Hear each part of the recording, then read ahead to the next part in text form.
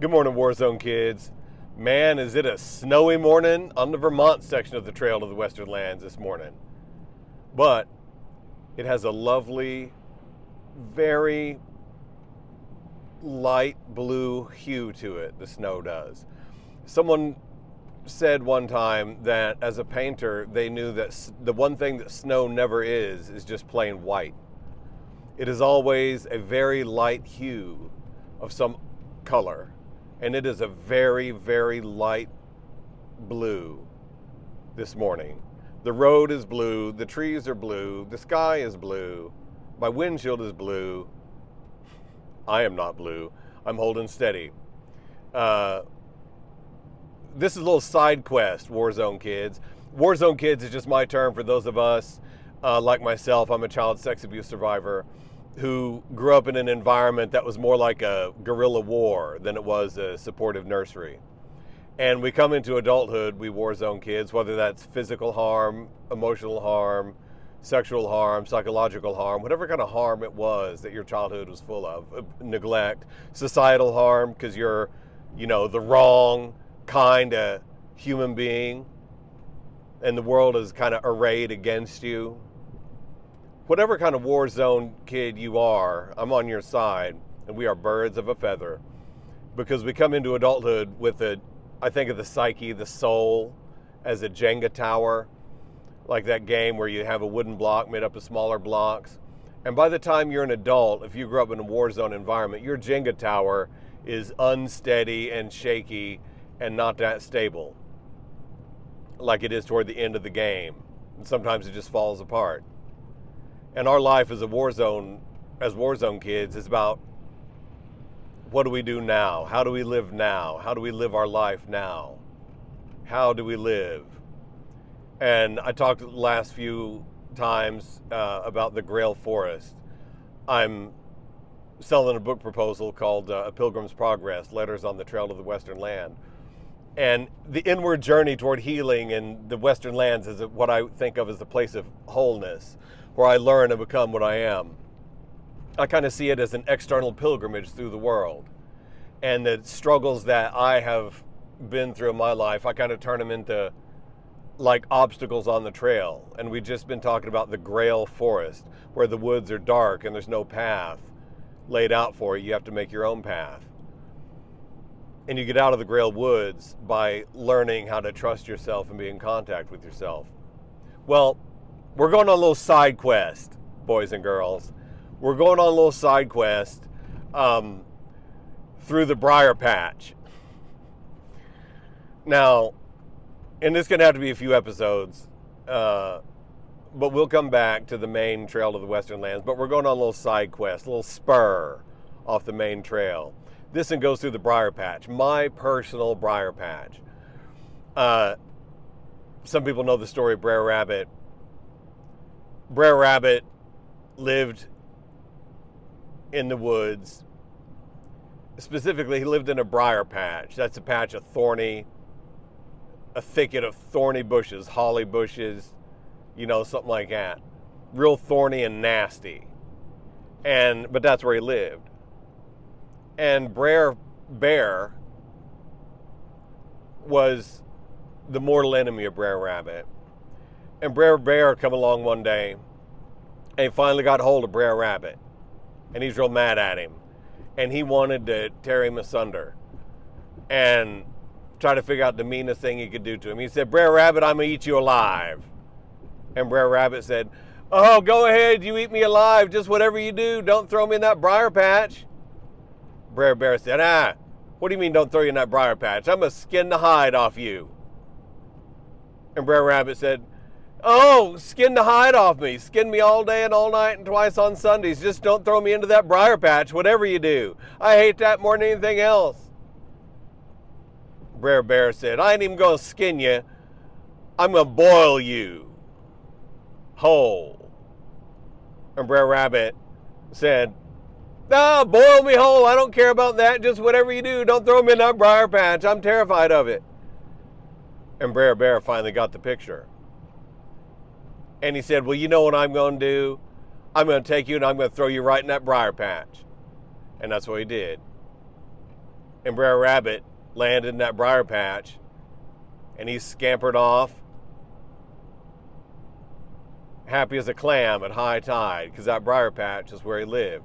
Brer Bear couldn't follow him in there because Brer Bear couldn't handle it. Too thorny and rough. But that briar patch was what Brer Rabbit knew best. That's basically the story of Brer Rabbit. And it comes from a collection of stories called, I think, Tales of Uncle Remus. And speaking as a white Anglo-Saxon Caucasian American, let me just say that I'm fully well aware that the Uncle Remus stories are they're very controversial because they're mostly, allegedly, stories told by slaves in the American South, black Americans in the antebellum South before the Civil War living as slaves. A situation that makes you vomit. Now, I know something about my family tree, and most of my family were soldiers on the Confederate side of the war in Alabama and Tennessee. And I pondered on that a good deal. And the Uncle Remus stories were collected by a fellow called Joel Chandler Harris. And he was kind of I don't really know what kind of a guy he was. I have the impression that he was kind of a sensitive, writerly kind of kid. And he grew up on a plantation in Georgia. And he spent a lot of time around the slaves there, my fellow human creatures, enslaved for no other reason than that's just how they did it. And once you get the idea in your head that someone else is less than you are and ain't quite human, that's all you need. And after that, you can do anything you want to them. Keep them enslaved for generations. But Joel Chandler Harris collected those stories, and so they're very controversial, and I understand that. And all I can say about that is that I am grateful that, given the fact that those men and women existed, my fellow human creatures that lived as slaves in the antebellum South in Georgia on that plantation, I'm grateful for the fact that someone collected their stories so they could become a little bit more real people to us, to me. Because that's what those stories have done to me. They're told by these men and women, my fellow human creatures, lived as slaves in the antebellum South.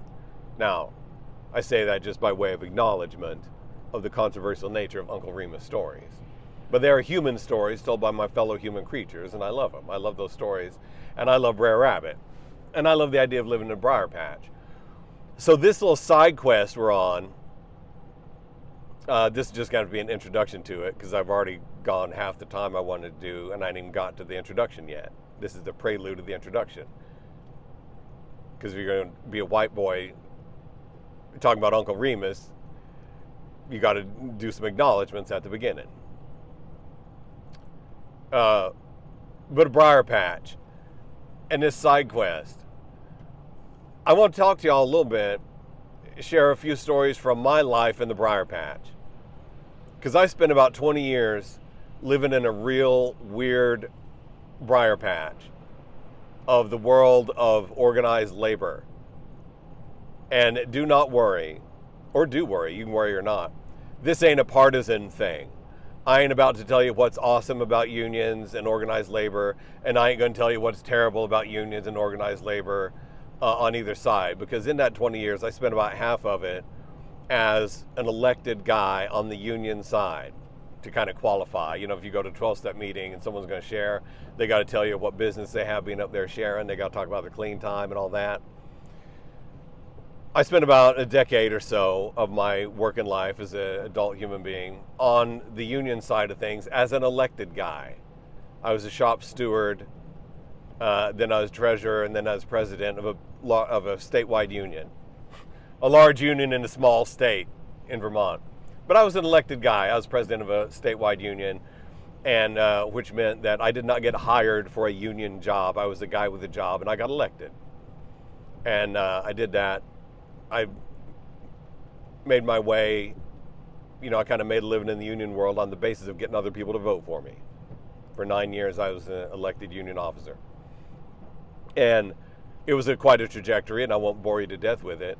But I was behind the curtain most of that time, if you can put it like that. I spent very little time as like what you might call like a rank and file activist.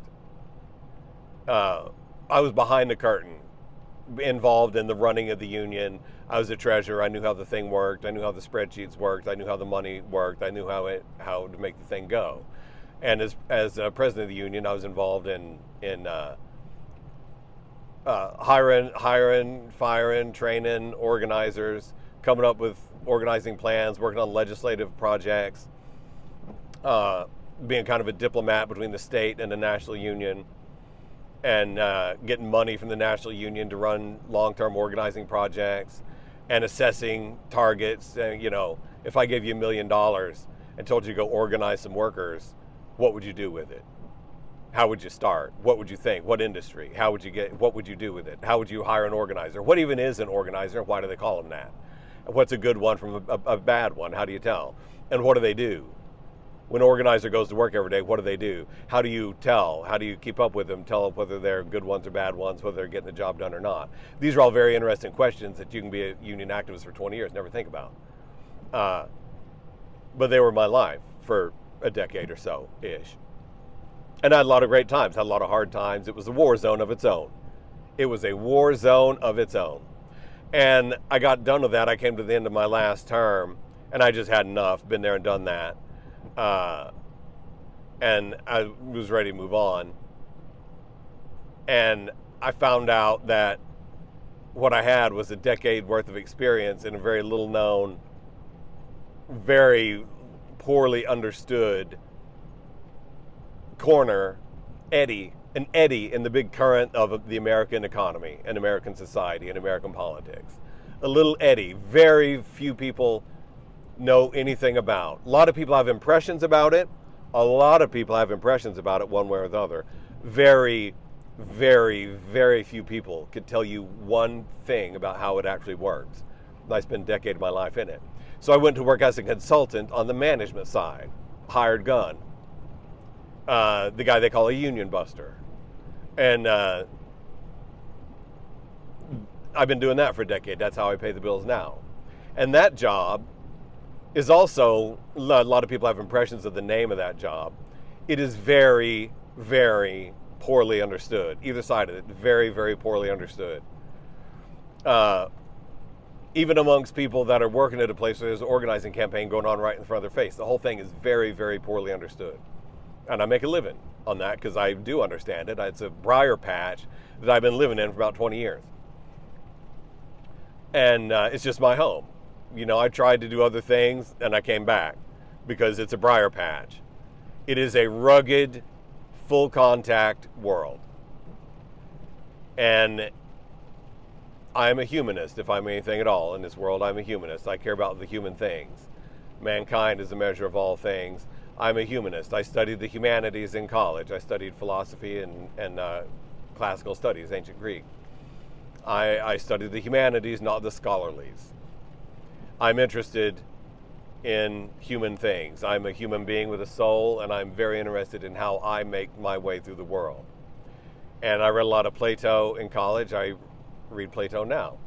And Plato's very interested in the question of how do we live?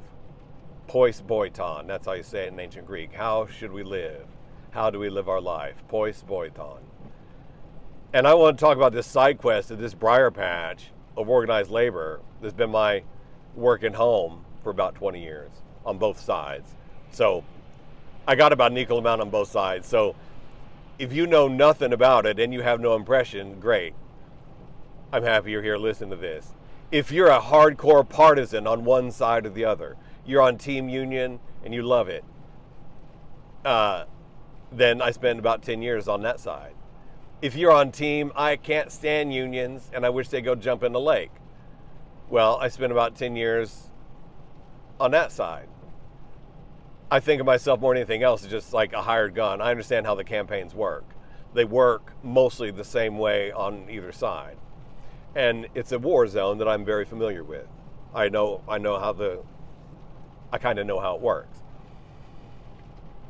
And I'm very interested in this as a humanist because it is a microcosm of humanity. It's a little world. You know the word fractal from mathematics? If you look at the coastline of Maine from space, it's all jagged and rugged. If you look at the coastline of Maine from an airliner, about 30,000 feet, it's jagged and rugged, and it looks about the same as it does from space. If you perch yourself at the top of one of them lovely lighthouses they have in Maine, and you look down at the coastline that you could see, it would look about the same as it does from space and from that airliner. And if you're hiking and you're walking along a cove on the rocky shores of Maine, you're going to notice that it looks about the same as it looked from the top of that lighthouse, from the airliner, and from space. It is fractal. The small thing looks like the large thing, and the large thing looks like the small thing.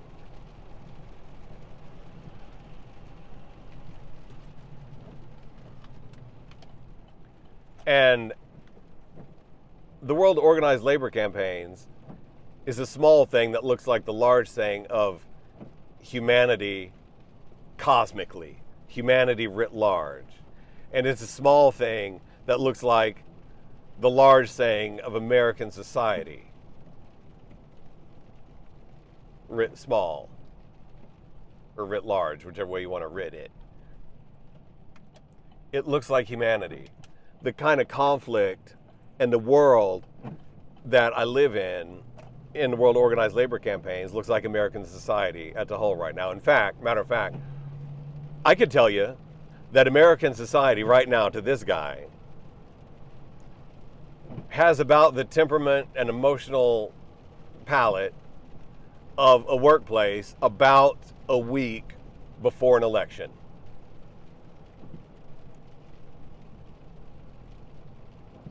And so the World Organized Labor Campaigns looks like humanity as a whole. It looks like American society as a whole. And it also looks like the human soul writ large. It is the most fascinating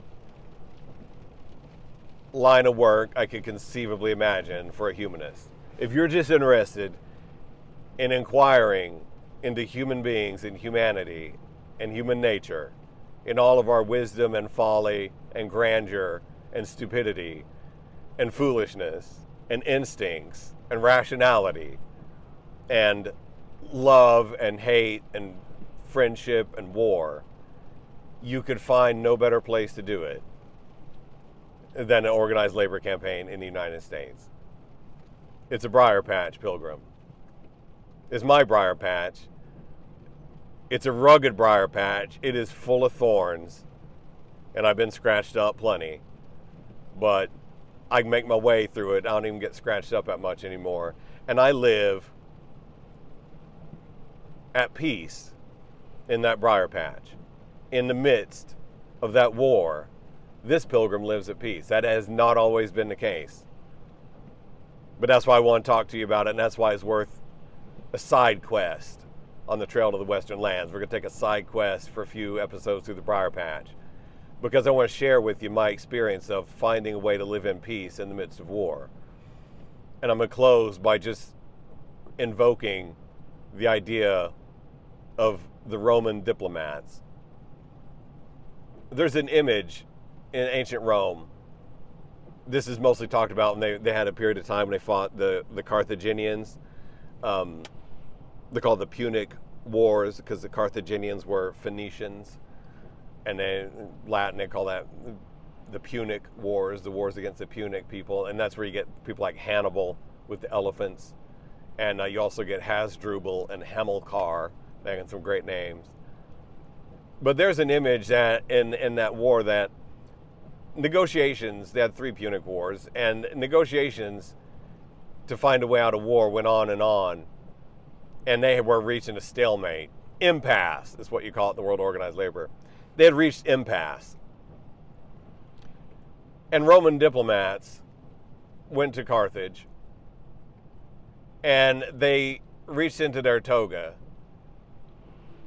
and they pulled out a loaf of bread with one hand, probably their right hand, and they pulled out their short sword, the gladius, with, I'm going to say, their left hand, their sinister hand. And they held them both out, and they said, today we have reached impasse, and we are bringing you our last, best, and final offer. In my right hand, I got the bread of friendship, and in my left hand, I have the sword of war. And you can have just whichever one you want, Pilgrim. And you can decide either way, and then the Roman diplomat drew a circle around the Carthaginian king. And he said, you can have either one of these you want. We don't really care. But whichever way you want to go, you make up your mind before you leave this circle. And he threw down the bread and he threw down the sword. And the Carthaginian king said, well, you know what, tough guy? I can't say as I care either. So you just do whichever one you want.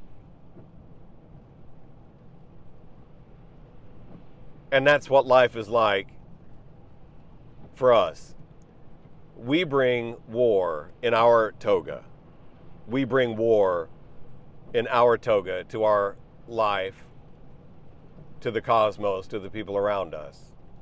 And we bring peace in our toga to the world around us, to life, to ourselves.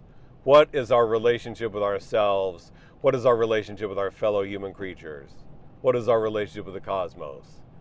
Is it the bread of peace, or is it the short sword, the gladius of war? Which one is it?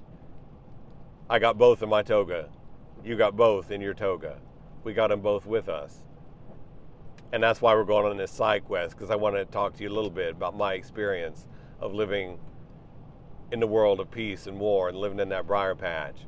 And my experience of having had the sword in my hand for a good long stretch of my life, to myself, to my fellow human creatures, to society at large.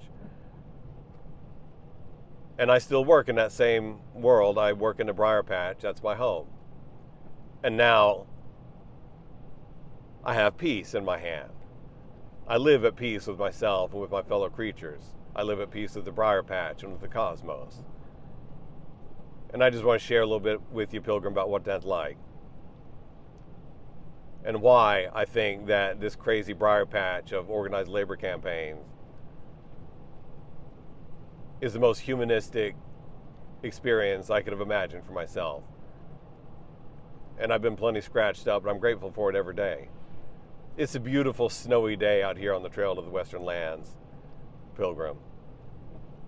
We can make it 1 league per hour today, even though it's going to be snowy and slushy and slippery and the driving to be slow, but we can make it 1 league per hour.